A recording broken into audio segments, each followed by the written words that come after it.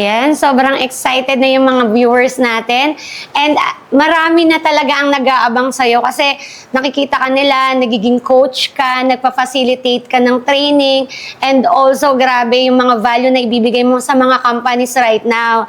Coach Paolo, ang unang tanong ko sa'yo, kung sino nga ba si Coach Paolo before maging owner ng Meta Digi Trading? Napakagandang tanong niyan, no? Actually, before, no, I was a broke breadwinner by then, no? It's way back 2014, simula nung graduate ako nung college, and I thought at that time magiging okay na yung life kasi nga, alam mo yun, engineer ako eh. Graduate ako ng ECE sa LaSalle and then board passer. So I thought na magiging okay na yung life. But then again, alam mo yun, meron naman tayo talagang mga challenges na pagdadaanan.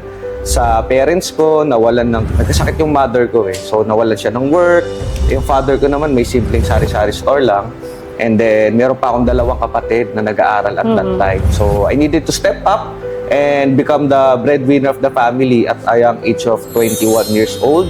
So doon naging challenging yung life dahil hindi ko rin nakuha yung work na gusto ko dahil bilang ECE, gusto ko sana mag-work sa mga malalaking telecommunications company. However, yung opportunity doon, napakababa lang. At the same time, maliit lang yung sahod.